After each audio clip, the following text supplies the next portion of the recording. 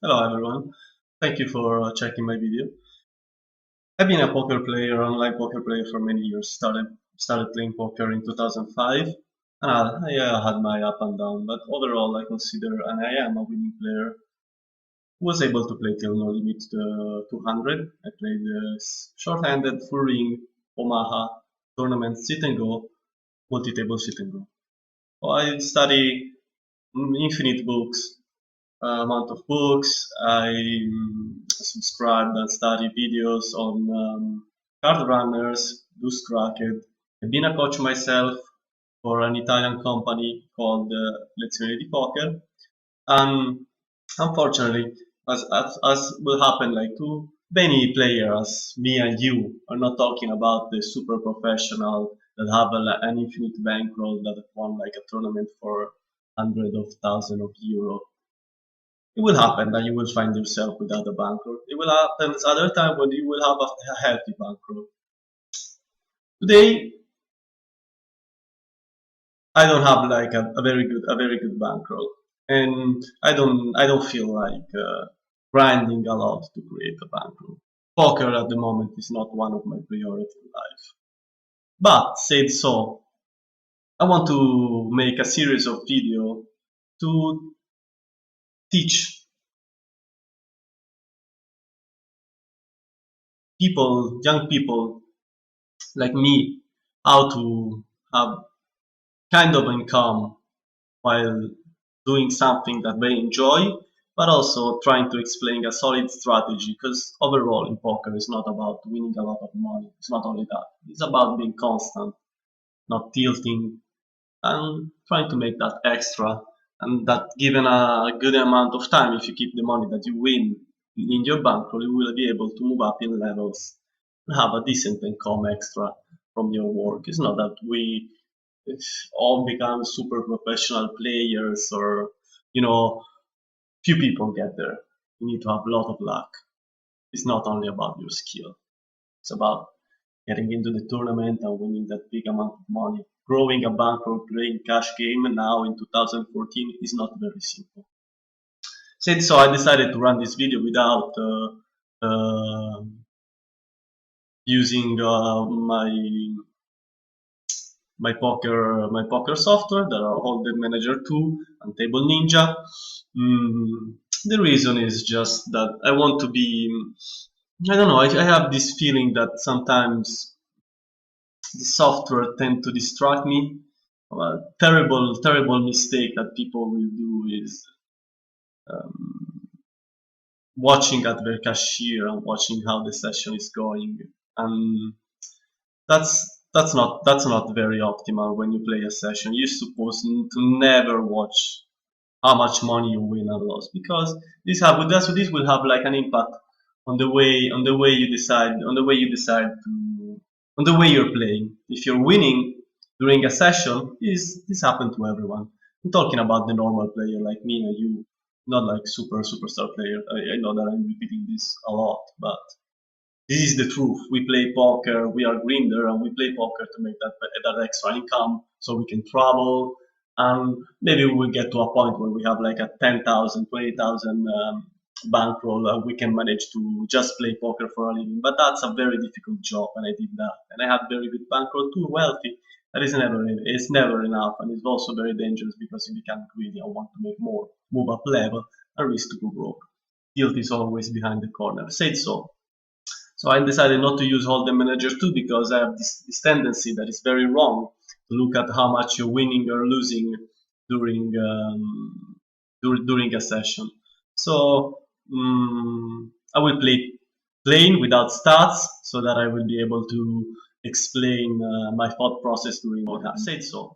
Poker is not super complicated, and tendency that is very wrong.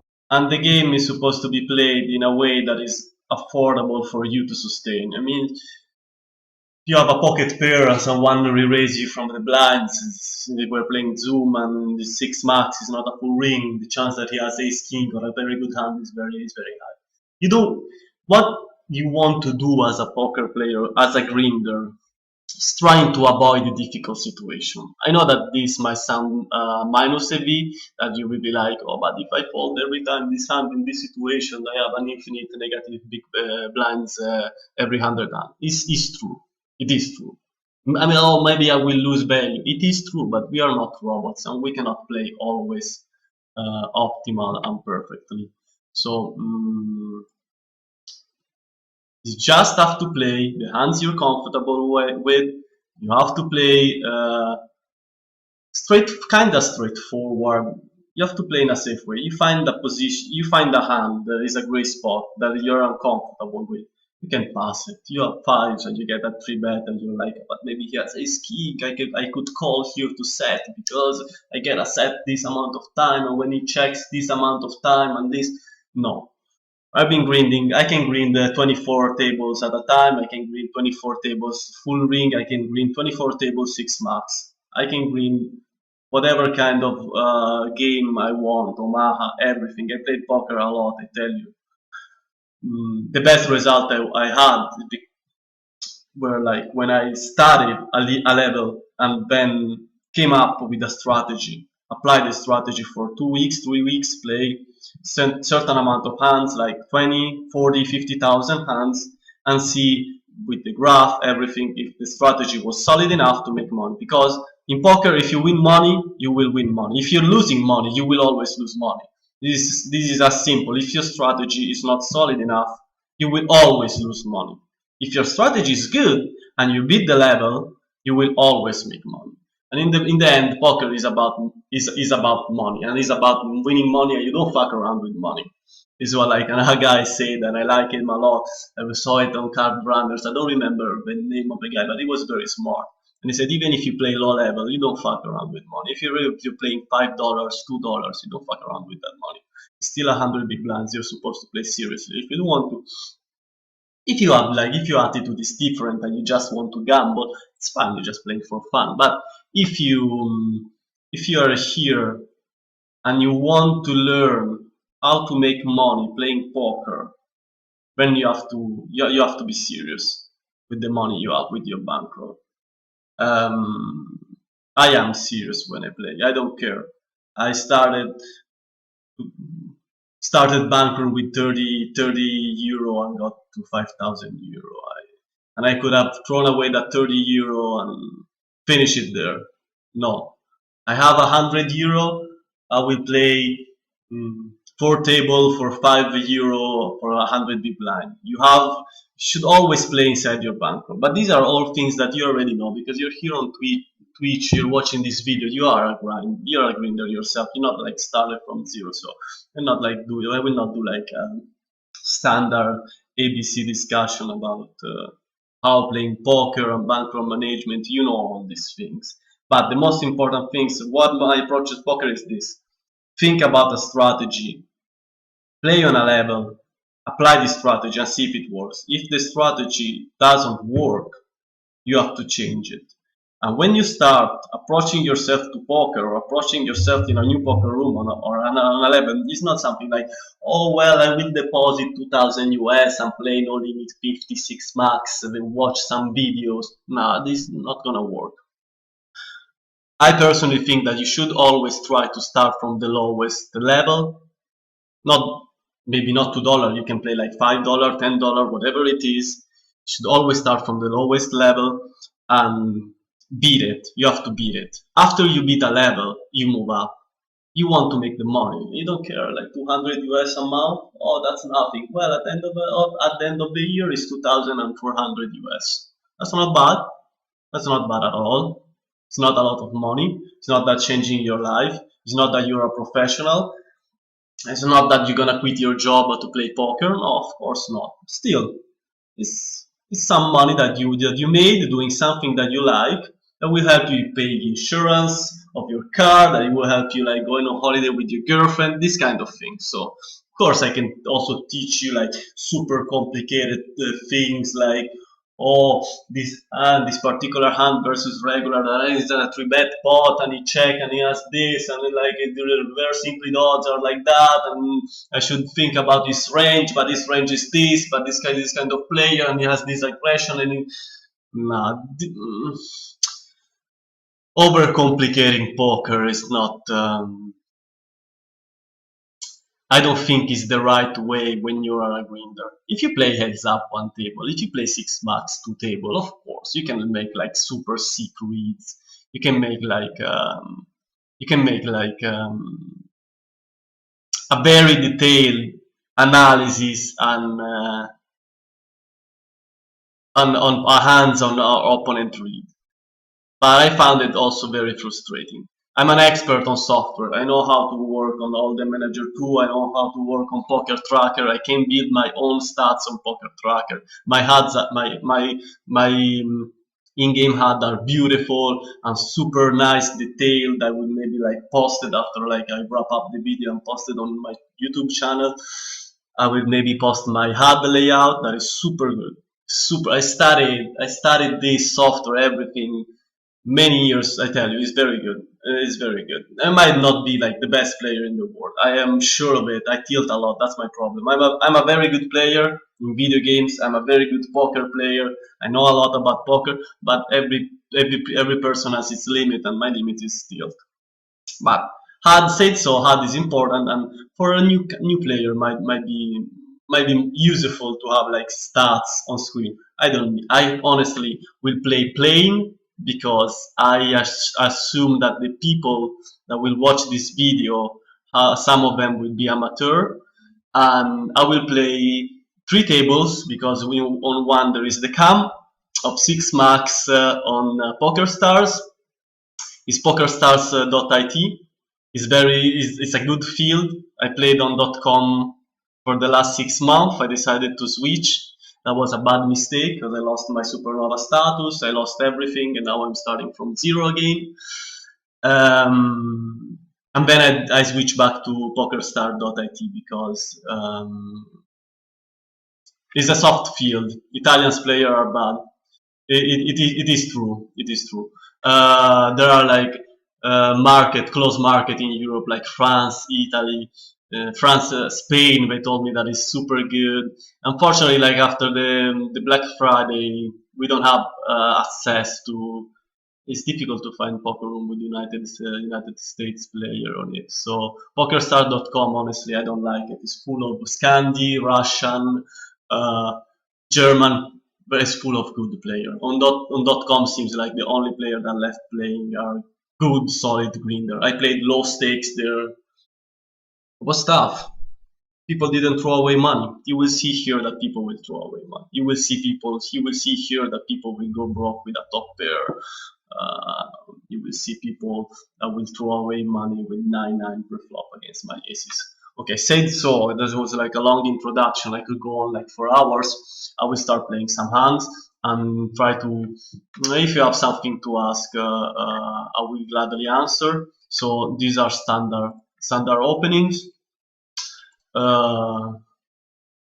The ace on the flop on a three-way. I honestly want to save all the money possible. There is a myth that is like the C bet. We're playing on low stakes. We can like do like a very small bet, a pro bet, but a lot of hands will follow, and then it will be like difficult to play the hands because you don't know if he has like a pair, if he has an ace. I can check. It's not a big deal. If everyone checks, it's okay. But the odds that someone is holding an ace in this hand, calling like with ace jack, ace king pre-flop is very high. So honestly, it's not a big deal. You have queens, you can fold it. You give him 3 big blinds. It's not the end of the world. It's not like, oh, I have queen, I have to play.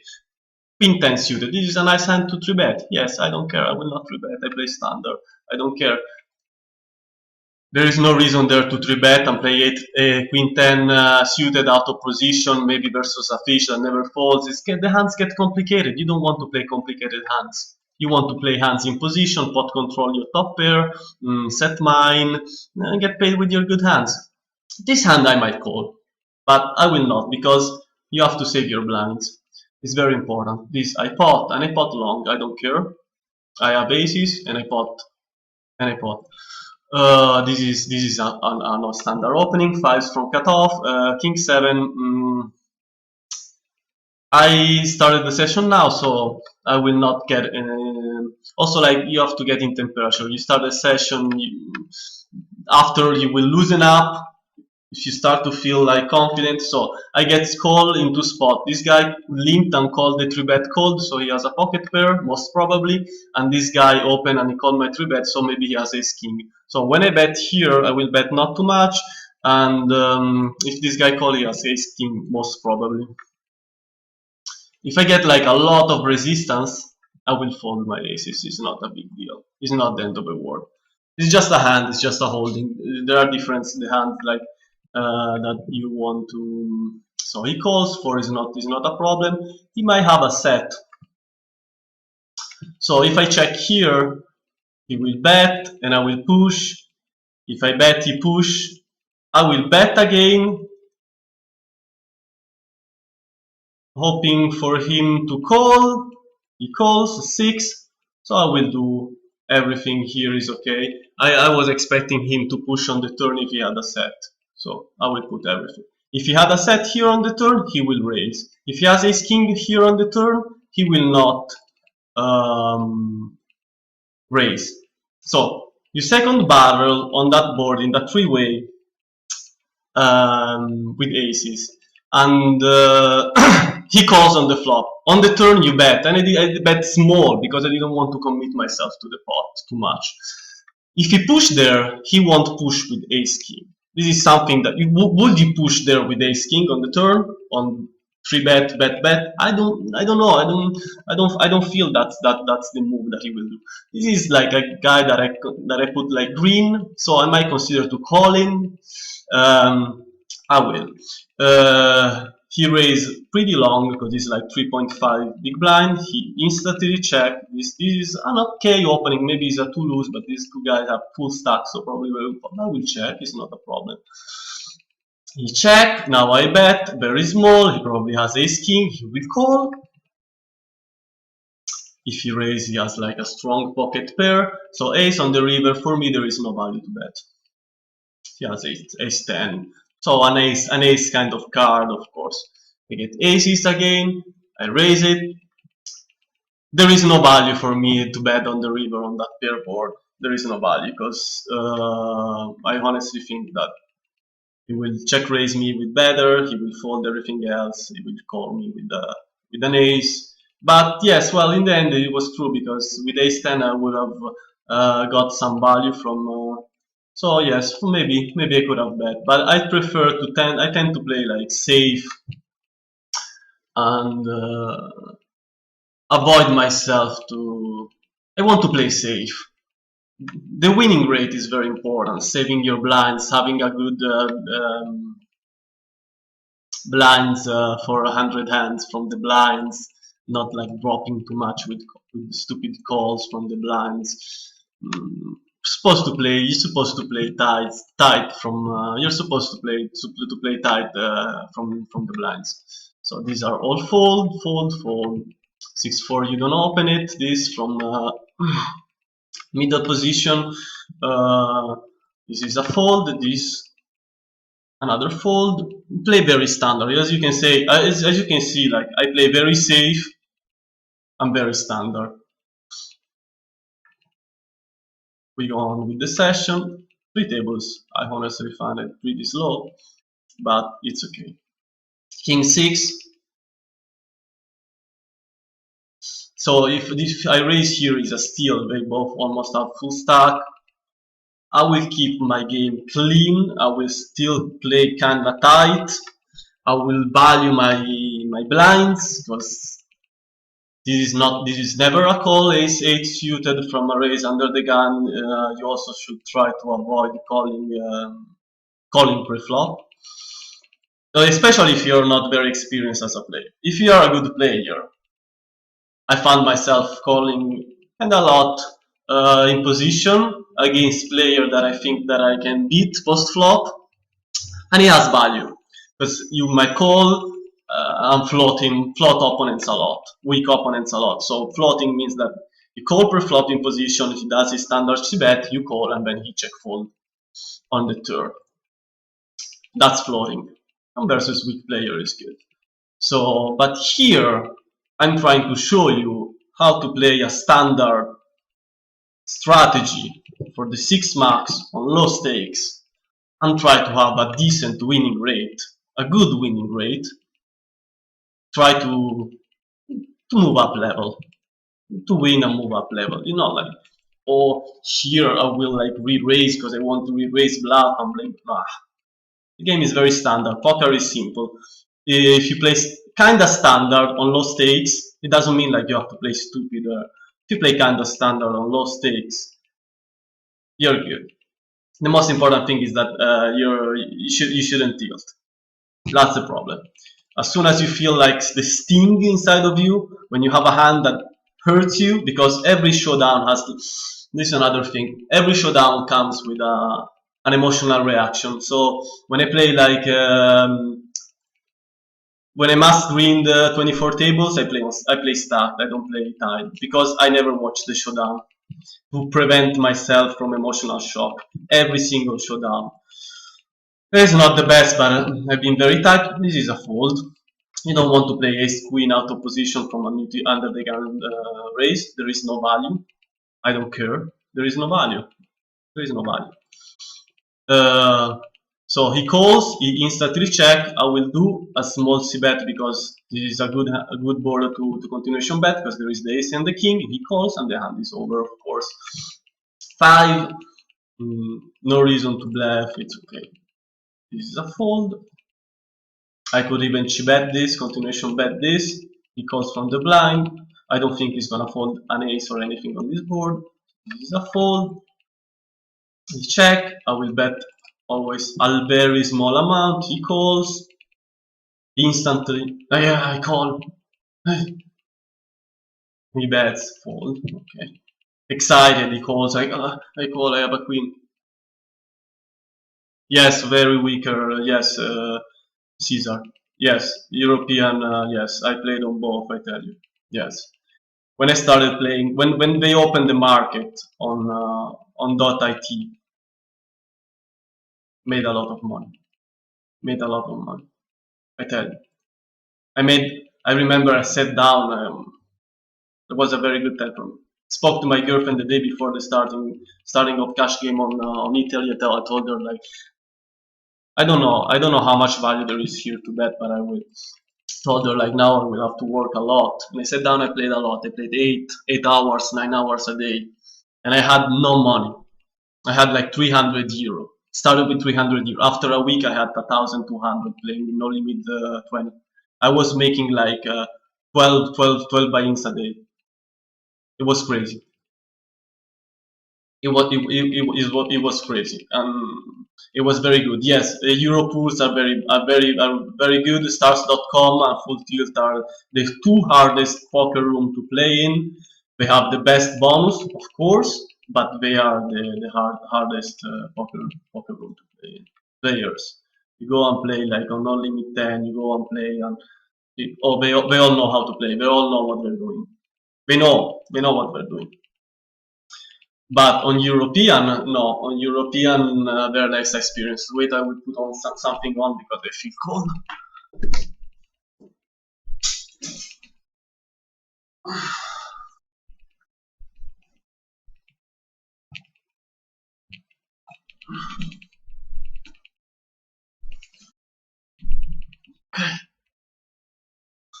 Okay, back. So let's go on with this session. And also another thing that I coach and people, the time where I made more money in my life, that I had like the best winning rate was when I was playing like session of like 145 minutes. Stop for 45 minutes an hour, play 45 minutes. Stop for an hour and 15 minutes, play for 45 minutes. Always a game, always focus, never tilt. Having the break, drinking some juice, taking a walk outside, trying to distract myself and then cool down, sit down again and play. Long session. Jesus Christ! I don't know. You also play poker. I don't know how long you played for. How long you played for? Jeez, some long session. I will call, of course, to set mine. We're also deep, so completely fine. I expect him a continuation bet on this board, and I will fold easily. It's no problem. We wanted to set mine. Oh, his mine was a bit to just call and check fold. Yes, small session, high winning rate, high winning rate. I tell you, I remember like when I played with small session, I was like I never lose at my friends because now I live in Prague and before I was living in Milan. I'm from Milan and I lived also like in the Caribbean for 2 years before coming to Prague. And my friends were like, "Oh, but I, I don't feel comfortable." No, tight. As you can see from the session, I'm playing like kinda tight. I will open up now a little bit more from the bottom when it's unopened to try to maintain like my winning rate a little bit better by stealing because 6 max full ring is different. I like full ring. Small session minus a V, obviously. Why minus a V? No, small session is not minus a V. Small session helps you because prevents you from tilting. A long session you will have like the moment when you get like set over set. No, these are not my usual stakes. When you will have like set over set 3 times in like it happens, you know how it is. Like you push on the turn with like the nut straight with ace queen and the guy you push cold 80 big blind because there is a flush through and the guy call with the set and he wins and you're like okay.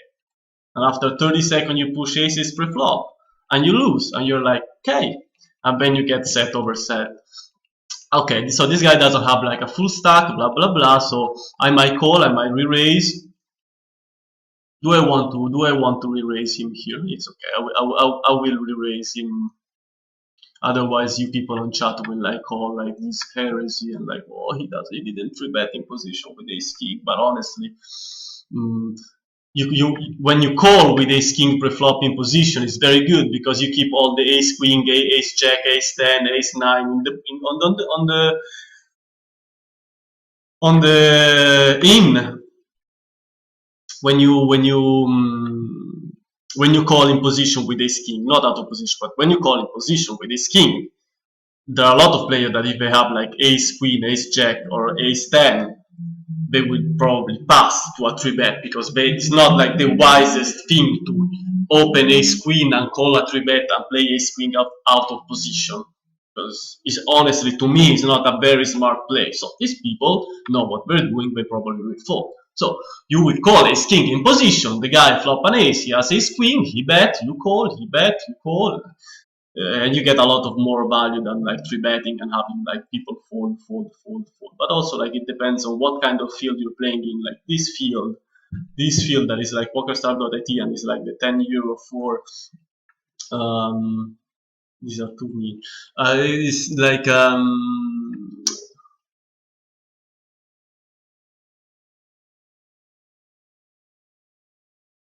they don't defend. Yes, I know. I'm playing very standard, but I'm trying to do this video for people that don't know how to play poker very well. So start to put in like a wider range to hand to defend from the blinds, and they will find themselves in trouble. So and honestly, the one thing is the winning rate, and one thing is playing correct poker. Oh, I tell you, I can play like super pretty poker, and no, I'm not normally this type, not at all. I can play like super pretty. This guy open wide, like 4 big blinds. I will fold this 8. I don't care.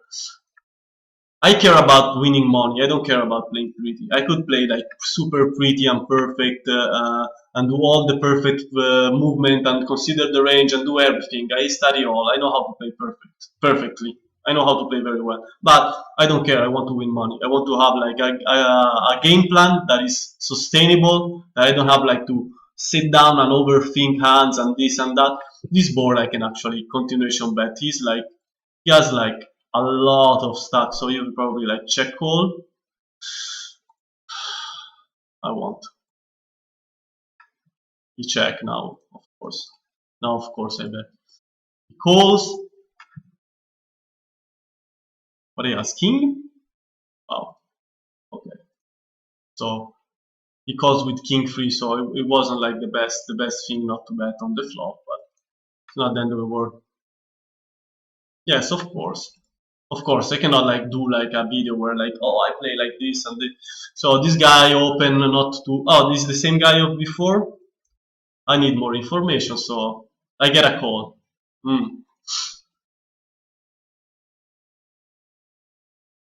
This guy called cold.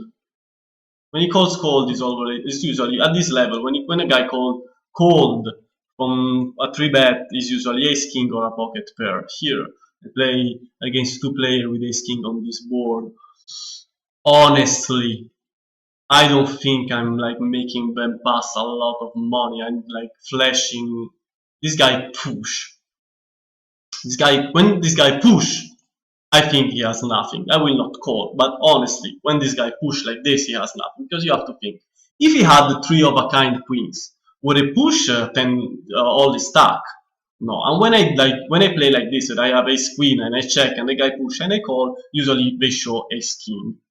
So he called cold pre-flop with ace king, and then he pushed straight on the board. It's okay. It's not a big deal. I will fold the hand. But he probably, for my read, for how I see poker, everything, for me, he had ace king, because a pair of nines, he will not push there. A queen, he will not push there, because a player like that will start to think, oh, I want to extract a little bit of value. So this guy will raise me. If I fold here, people will call, like, will say, oh, this is heresy, how can you fold, ace queen suited, but, and this and that. I will push it, but I don't like it, because this is a pair, and I play a flip, and I prefer even, and I play a coin, and I don't like to play coin. I don't like to gamble in poker.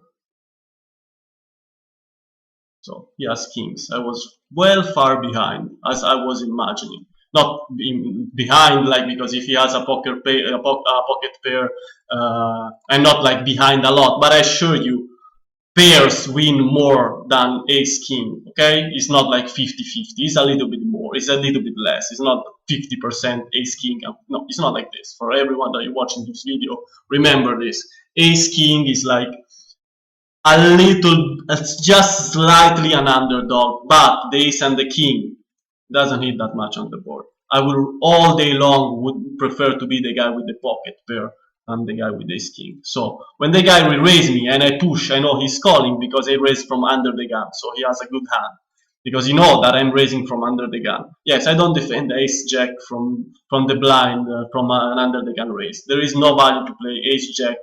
I remember my first coach was a Canadian player. He was like, ace jack, and he's like, ace jack is trash. This card, king queen is trash. Is trash. This card, of course, I will pot it here. Squeeze in position with ace king, of course. And here I could also squeeze, but I tend to play safe. I want to show you how to play safe. I want to show you how to play solid, and I will play solid. This guy push, and he's the first raiser. It's the same.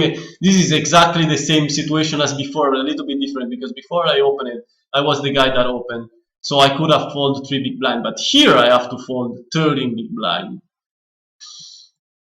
He pushed very fast. He pushed like in less than 2 seconds. I will not call. I don't care. People will. You know that you will be like, what? He fold? What? He fold this king after you 3-bet? That's such a lot of value that you lost. It's terrible. Yes, it is terrible from a technical point of view. To me, I want to find myself in other hands, and also, like, in rush, people tend to sit down and just waiting for the nuts. And before, the guy had kings. This hand, of course, I will continuation bet. If he calls, he has a pocket pair higher than me. I don't think he's calling with a draw, so maybe he has a 9, he bets strong, very well, I pass, there is no problem, I think you can have the pot. Ace king is a difficult hand to play. Probably, I think that ace king is the hardest hand to play in poker, because you always played it on a 3-bet pot. Here, I will call it. I will just call it, for the same reason that I said before. I want to play against aces that are worse than mine. Here, I can also call it, but I will fold and play and keep with my strategy and keep that. He continuation bet kind of weak on this board. I could raise here or fold. There is no way I can call him here. There is no reason to call here. This is very dry, so he raised 1. I wait a little bit and then push. I'm not for betting. I remember like another guy that was like, oh, but this is like tournaments. He was like, you for bet in tournaments in the. So I saw two hands, as you can see in this rush session. I saw two hands per flop with a push, kings and kings. This is also like an indication on. I might call here because it's a raise under the gun. If it was a raise from middle position, I wouldn't call with threes. But since he raised from under the gun, you could have like an argument. This is a regular, and if I three bet him, he probably pass. There is more value to call with the threes with small pocket pairs from a raise and under the gun. Why? Because the raise range from under the gun from your opponent, this I will call. I will not do a push or nothing. This a raise. This I will just call. It's a very good board. So let's see how we decide to play. Play very strong. He pot. So is this like another king on aces? He might have aces. I will call. This hand I continuation bet and he don't bet 30. If I'm not wrong. I think he has aces. I honestly think that he has aces. I think he has aces, yes. He's like playing aces like this, like, oh, I don't want to see a bet pot and a push, I will call, because otherwise you will get mad. Tens. So it was a pocket pair, but not aces. He overplayed the tens. That was a mistake. He overplayed the tens. So calling with kings, of course, was the best option, the best. Was the best line considering how he decided to play tens. Of course, like I was negative. I was like, oh yes, aces, but pot, almost pot, and then where is it? The replay. He overplayed it, but when on the turn he push, that's a good signal that he might not have aces, because you know when you have aces, you always like players of intermediate levels tend to be scared when they have aces. They're like, I will bet pot on the flop, and you call an opponent call, and they will be like, oh god damn it, he calls. So what he has? Maybe I should check. He has a set. Maybe he has two pairs. So maybe I should bet a little bit and check call the river. But when he pushed the turn, that is a solid indication that maybe he might be overplaying. But I had king, so of course that's a call. It's not that I'm gonna fold. I'm never gonna fold there. You know, like an argument there. So this was like a double check. So I can bet, I have SI, it's not a problem. These I will not call. And no reason to call ace5 suited in 6 maxing position, honestly. Not because the range in this I will open it. I'm playing very tight. Do you even is right. You're right. I'm playing very tight. But it's okay. Raise under the gun. This comes out like over potting. A fold. But would I want to play this hand out of position in a big pot? I honestly will check. It's okay. Check raise this board. Maybe not, because there is a flush draw and everything hits. So he bet spot. Why he bet spot? Why he limp under the gun and bet spot? I will just call. And if he bet spot again, I think that he has like an overpair, something big, like he limp aces because he thinks he's smart. So call. I will not fold, of course. 49, I will still call. 5, will check. Ace jack both, so he had a good hand. So his range was like, considering how he played ace jack and like, so he limped ace jack under the gun. That's pretty bad. This hand, I will fold it. Yes, of course. He will be like, what, you fold ace king? Yes, I fold ace king. I don't want to play ace king out of position in a three-way pot, or like re-raise it with like, probably the first raiser will call me, and then the guy that called after him will call it too, because he's like, oh, this is a three-way, I have so many odds, I will call with my pocket pair. Of course, this hand is a hand that I would normally three bet it, because 7-5 suited, yes, here in position I will steal it. I will re-raise.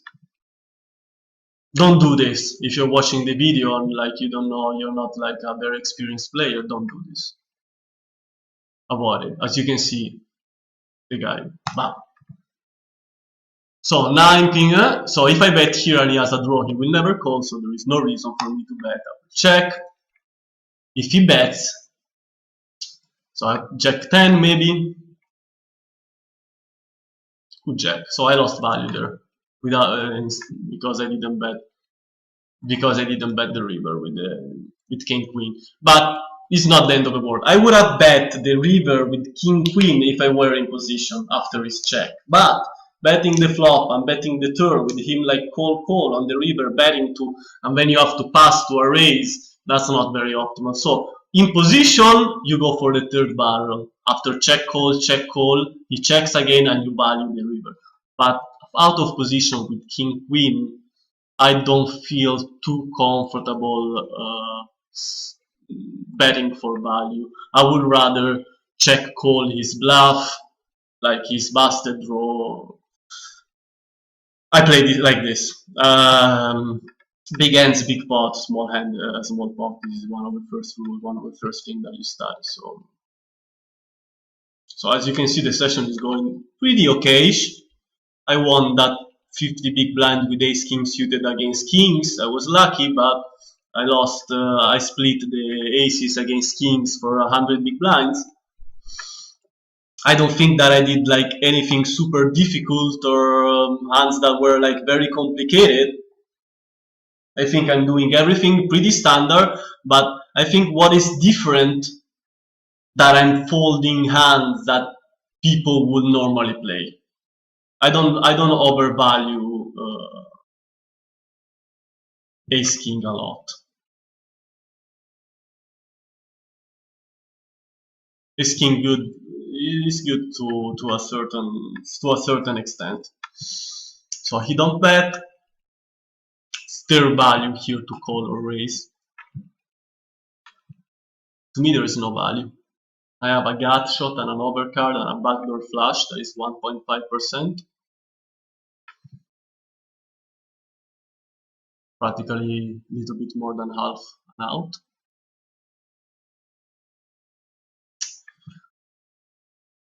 Session is going on.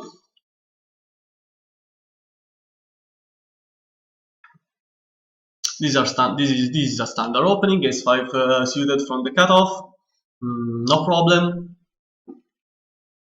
So I flop a set here. How would I play here the set? I will for sure raise it here. I don't want these people to get odds on the draw. So I will raise it and I will raise it kinda strong. It's okay, we both fold. You don't have to care like, oh, but we will both fold if I raise so much, like we just put 2 blinds and we both call. So the 4 of hearts is a terrible card. Here, I will just call, hoping the board to pair. It pairs, and I'm very lucky. So now, I will push on the river. I want to get the value from a flush. If he doesn't have a flush, he will fold. If he has a flush, he will call.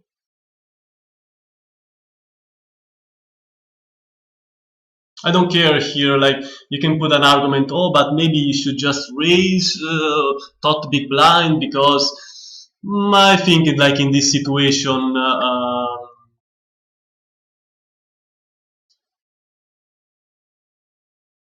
you have to make the math. If he calls, your push 2 times out of 10 is better than if he calls your raise 5 times out of 10. So these kind of things.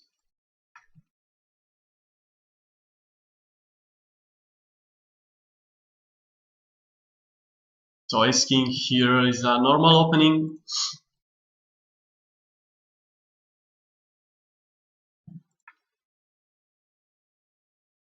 Fold, not gonna protect this queen 8.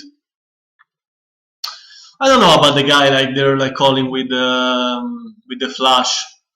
It's hard. It's difficult. It's difficult there to fold the flush, considering also the level. But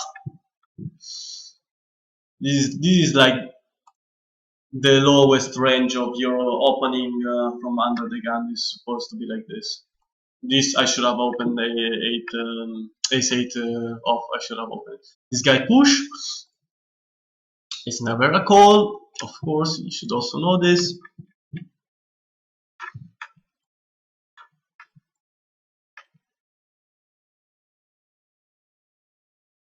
This is a fold. Session is going pretty well.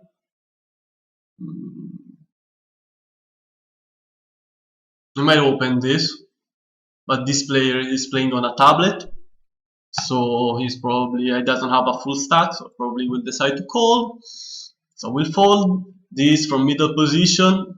I will not open it. It's garbage. This from a limp, yes, I will raise it because he might call with a lower ace. Board is nothing. I check. As you can see from this video, I don't continuation. I don't do like a lot of continuation bet. This is a fold. It's not a big deal. He might be bluffing. It might be. You don't care.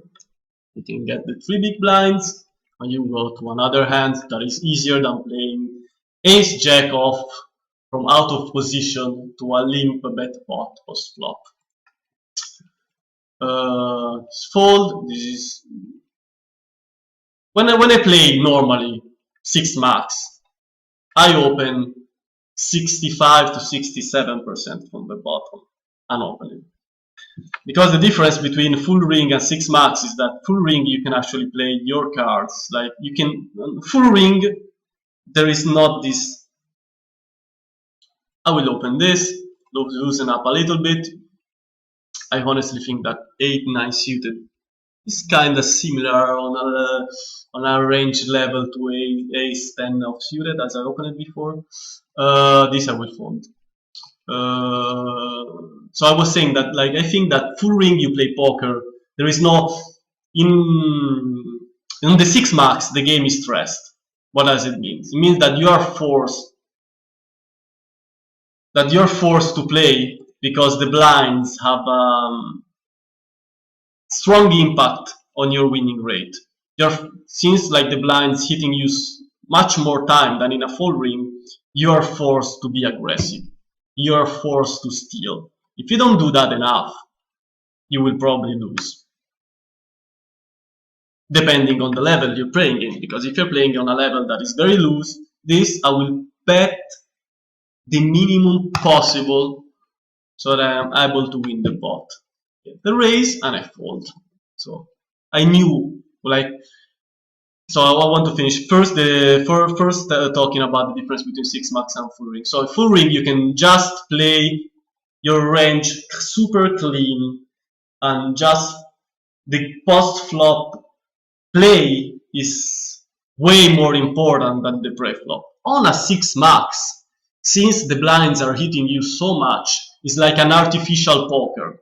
It's like aggression is needed and stealing is needed. So there is like the pre-flop play that comes into play, and this is very important. So these are the difference, and this is why playing 6 max is more difficult than playing full ring. What I wanted to say after this, yes, when you play a hand post flop, remember this as a ground rule also. That is good. A street where there was like no aggression, followed by a street with a lot of aggression. This card, ace queen, from a 3-bet. Yes, like this, like 3-bet, like you play in position ace queen, garbage, you fold. Here, you raise. Because someone might have like an ace and they might not fold. This is very simple. The fold is not a problem. Here, he don't, you raise. He instantly call, instantly. You raise again. So if he now is, I check here. Oh wow, That's very nice, calling the raise twice with ace queen. Very well done. So I was saying that, remember, like when you see something that doesn't follow like a story. So if you play post flop and you're on a three-way and everyone checks, and then on the turn you bet and you get like a check raise, that is like passivity from a player and then aggression. That usually means a very strong card. Remember this. Remember, it's very important. Like always, like check on the first street, check on the second street, and then a raise after that is always 90% of the times it means strong hand. Like very passive action on the previous street and very aggressive action on the street that is coming after is often a very strong hand. Here I will bet again the minimum amount needed to win the pot. This is good, like 30 cents on 1.20 is 1/4, so it means that this bet has to win 20% of the times to give you profit, because 1/4 is like 25%, but you add 1 because of the odds, blah blah blah. This hand against this player with not all of these stacks is easy call. This is an easy call. It's a good hand. Ace queen suited also is suited, so super extra value is very good. Can play it also as a drawing hand, and so it's very good. And the player that he doesn't have like a complete stack. So now, and by playing you will learn how to detect sets. Not difficult to detect sets. So now I will bet. I'm sure that someone will follow because this board is too inviting for and get a raise. Wow. Oh. Now I have to bet 55 big blinds to win 34, so of course I will call. But if I don't hit the flush here, I don't think there is a good reason to push. I don't like to play like that. I don't like to play super aggressive, so of course it's a call. Flush comes. Do I have to check here? No, I will bet. I will, or maybe like this guy raised. I don't want to waste too much time because timing is very important. The second 6 is a terrible card because 7-6. 7-6 beat me and he pots. I made a mistake. I should have bet on the turn. This was a mistake. I should have bet on the turn because I would have get like value from straights or two pair. So now the guy pot and I fold. It's an easy fold. For me, it's an easy fold. I don't know you, but for me, it's an easy fold. And also, like I lost in that hand 3 big blind pre-flop and 10 big blind post-flop, so it wasn't the end of the world. But I should have bet on the turn. I was expecting the guy would have raised me to bet on the turn, but maybe he had a straight and he got scared because of the flush, so should have bet. Sometimes, honestly, in that hand on a three-way, when there is like a raise, I bet, and there is a raise, and there is a call from a guy that checked before, so very passive action, and then very aggressive. On the turn after the check, I push call the 100 big blind. I don't care. I have the nut. I push my 90 big blind. It's not. You will get called. I tell you, you will get called more time than you will expect, because one of the two players will have a set and will not pass, especially on this limit.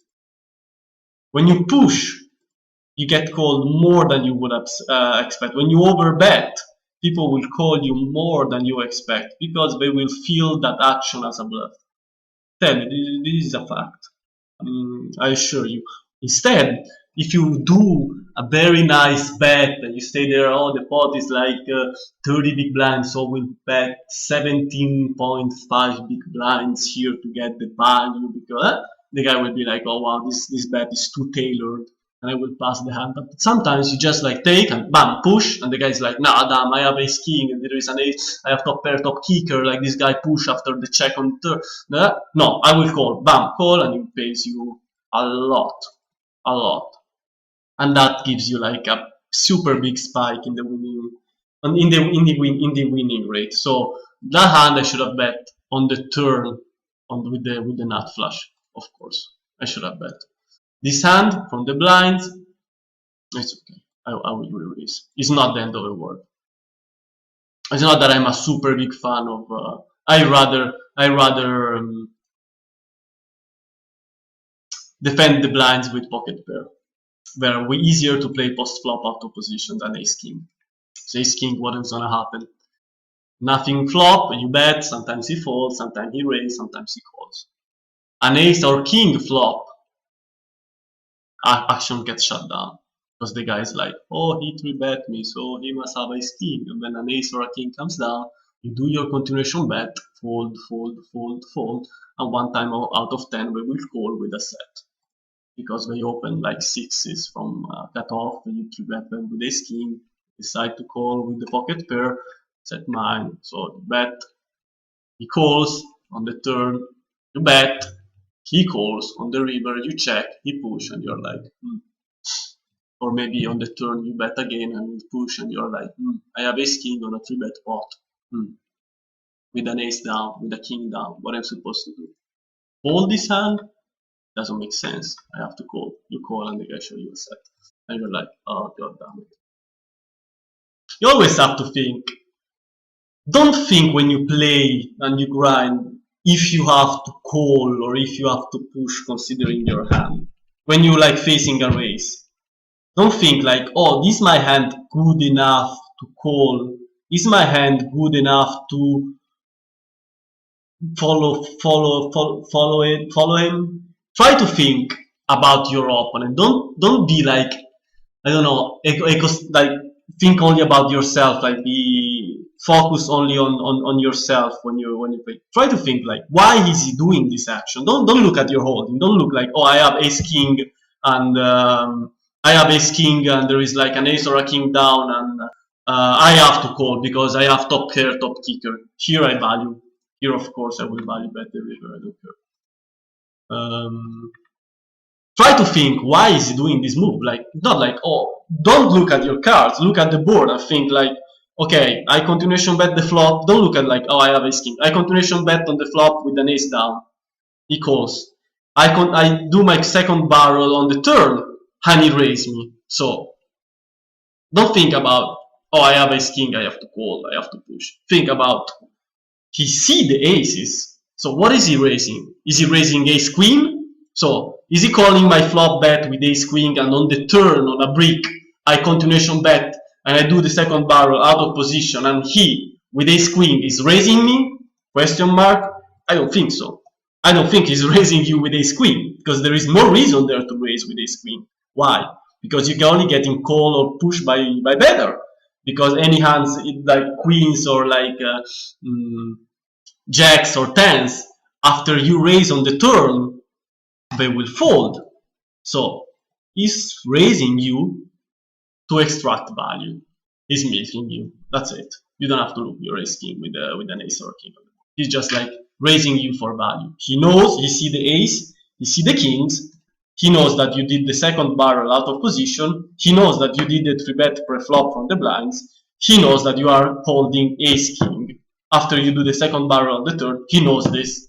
And he knows this, so he's raising you because he has a set, or he has a 2-pair, he has a better hand. So the question is like, should you call or push? This guy limps and re-raise a lot.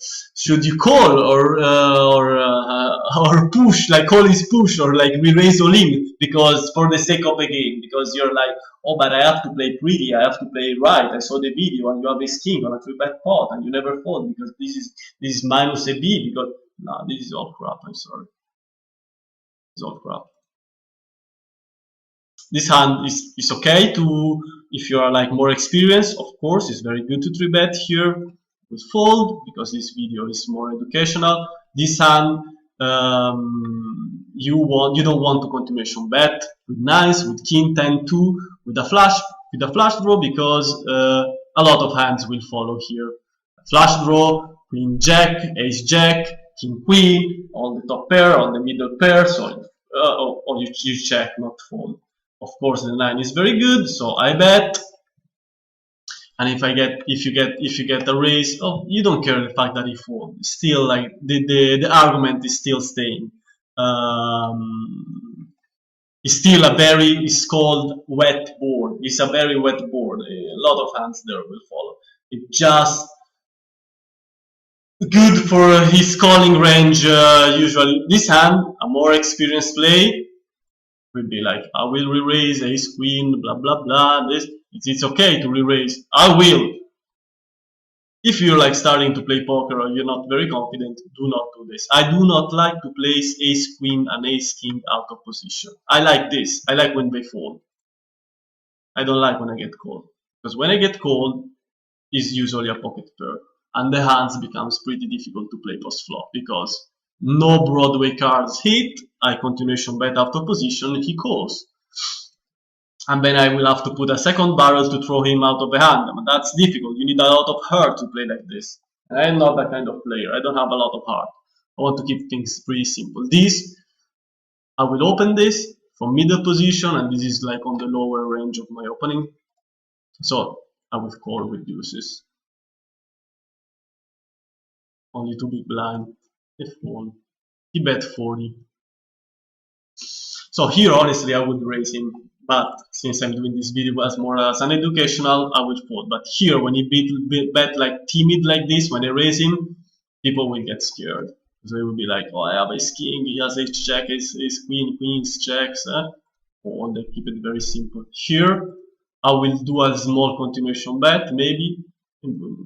Time is expired, so I want. Expecting him to bet.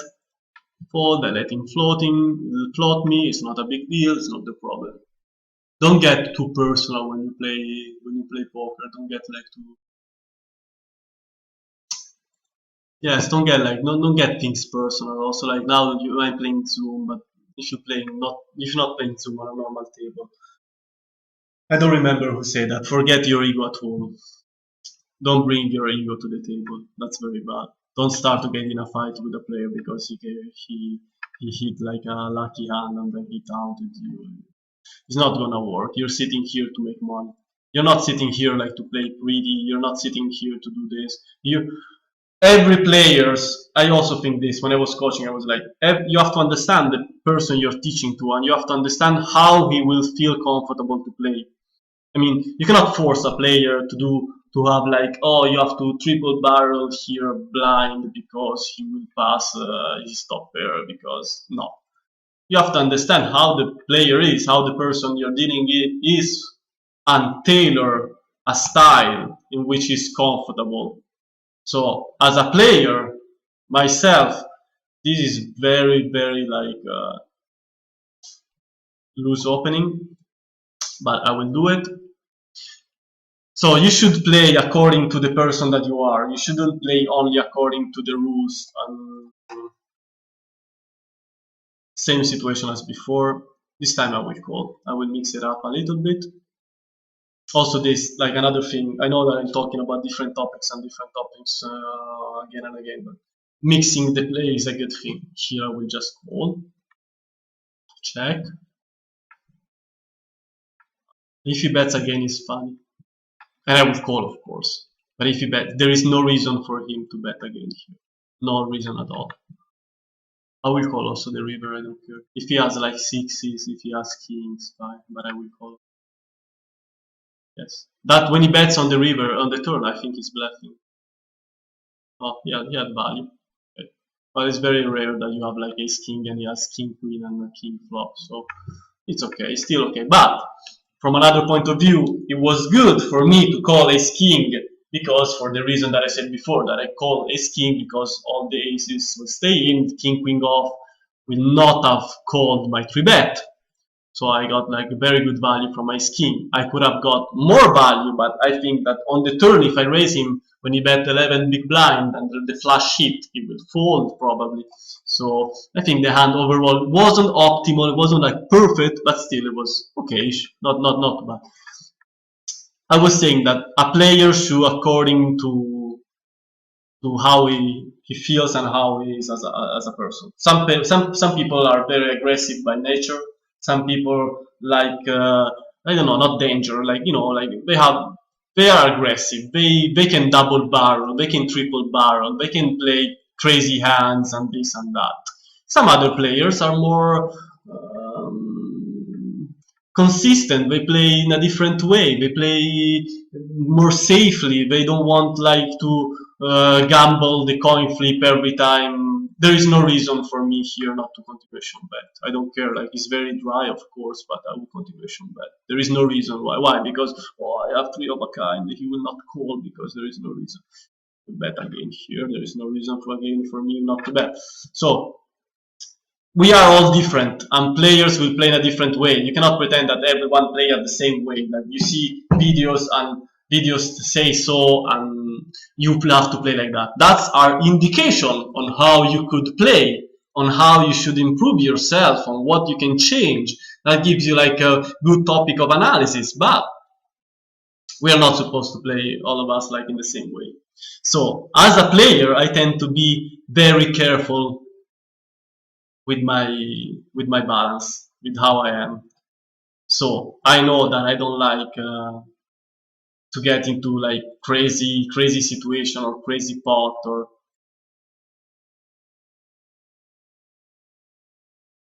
So since I don't like to find myself in that difficult spot,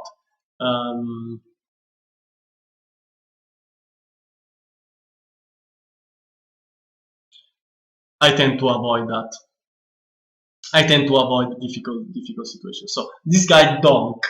So he opens, he called, and this guy donk. I will bet again on practically the minimum. This guy called.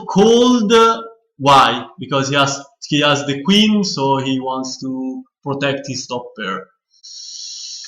Well, I don't have a time bank anymore here, so I couldn't like spend a little bit of time. Like, I think that there when he donk, I think it's okay to call. It's not the end of the world to fold, but I think it's better to call, honestly.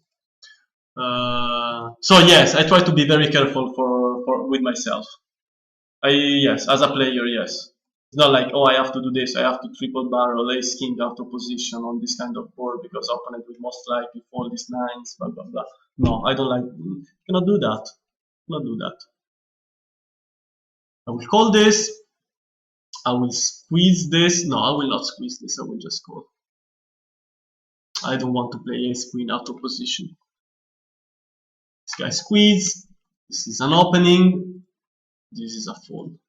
So yes, try to understand what are your like strength as a player and what are your weak points, and create a strategy, a game plan that suit you. Okay, this is good for professional gaming. This is good for poker too. So I bet here. I think there is value here betting also the third because if I call with this draw, mini raise me. Would he mini raise me with king here? Question mark. I don't think so. I don't think he would raise me here with a king. I think this is a bluff or maybe a set. He's never raising here with a king. So this video is educational. I don't want you to call raise, and I don't like to call raise with a middle pair because it's stupid.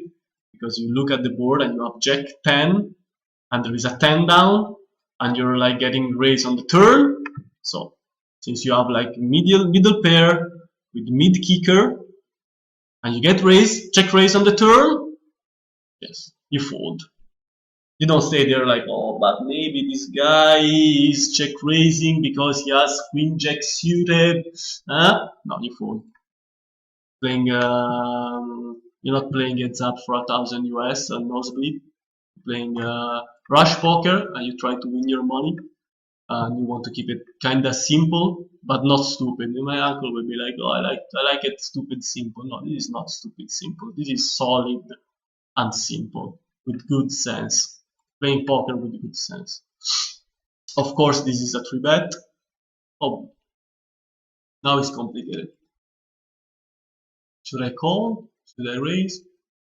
I think I will re-raise here, and if he push, I will fold. If this guy push, I will fold.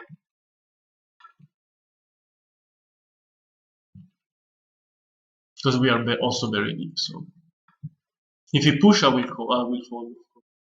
I'm not playing 300. I'm not playing 300 big blinds with kings. I don't care. He forbet me. He has aces. You'll be like, oh, how can you fold kings? I tell you, every time that I say that the guy pre-flop, there is the action, aces. He has aces, yes. Aces and kings hit themselves a lot while playing poker. A lot. A lot. Like a lot. You have kings, the chance that opponent has aces are high because you're cutting off all the aces. So he has queens or aces, mostly. Sometimes ace king. So there he had aces. I don't care. We are deep. If he 5 bet me, mean is extracting value with his aces. I'm not gonna even fucking call. Not even calling to see if I've set mine. I don't care. I might have the odds. No. Hand is gone. Hand is over. It was a good idea to re-raise because pre-flop I 4-bet cold. So I'm 4-betting cold pre-flop. So the guy, I mean, that's a strong move to 4-bet cold. And he 5-bet me after I 4-bet cold. So if I bet me with what? With ace king? I don't think so. If I bet me after I 4-bet cold with what? With queens? With queens he calls. He would call. So he 5-bet me with aces. And I fold. And maybe the only thing that you could say is like putting up an argument being like, oh, but you're so deep and you just have to call, I don't remember how much it was, 15 big blinds, maybe more, to set mine in for 300 big blinds. Yes, this is a good argument and I probably would agree with you, but that was a good like for me to call the 4-bet ace king to understand what it was. But maybe like he had the, I don't know, ace king and I'm a fool. But I think my read is okay. Now an hour of session has passed, so I see that my game is getting weaker and weaker because it is getting weaker. So I will probably close the session, speak a little bit more, take a pause. And also that hand with kings that I fold. That's a big hand in the session. That's a big hand during this session, and it gave me a little bit of tilt. So I should be careful. So I will. Come on, buddy. Oh boy.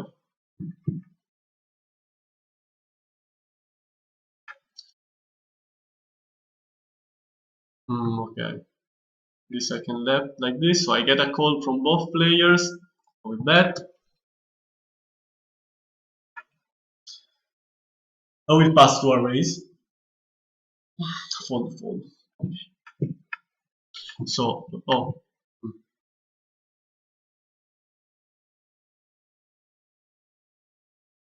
see that one. Yes, so that hand affected me during the session.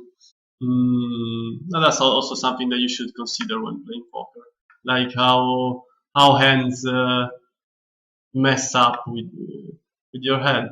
That hand with kings, that was a difficult fold, and was also stressing because you have kings, that is the second nut pre-flop, playing against a player that is very deep, and even for betting cold. So overall, I think it was an okay fold, as I think that it was an okay fold to fold the ace queen suited with the nut flush draw after the board paired on the river, and the guy after check, that second guy during the hand, it went like this: check, I bet, I get min raise, he called the min raise.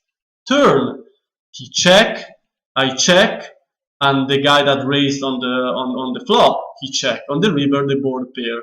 And the guy that was the most passive guy during the hand decided to pot out of position on the river after the board pair. So what does he have? He had a set on the flop, he checked, I bet, I get raised, and he called being like, oh, I don't have anything, but I want to call, and but everyone knows that he had set. So when he bets like that, he's throwing away his hand. So he made a mistake there. He made a mistake there. So it's the same exact hand that I played before with the set on the flash, where I decided to push on the river to a bet of my opponent. But he decided to bet pot on the river, and I don't think that was very smart. I think that it would have been smarter maybe to push all in on the river. And then there I might have called, because I would have been like, they push like what, 90 blinds here. He wouldn't push 90 blinds here with a full house. He probably like made something like a pot size bet. So he threw away his hand. He should have bet like less. He should have bet like half pot or push everything. But betting pot, very strong. I think this is all. I think I spoke a lot. I hope that you enjoyed the session. I don't know that the video was had a good education value. I think I played simple in a good way considering the level. And this will be all for now. Now we'll take a pause and maybe eat lunch, because it's very late here in Prague. And thank you for watching the video and watching the stream. I will be playing more later on, so you can subscribe on my channel if you want. Goodbye.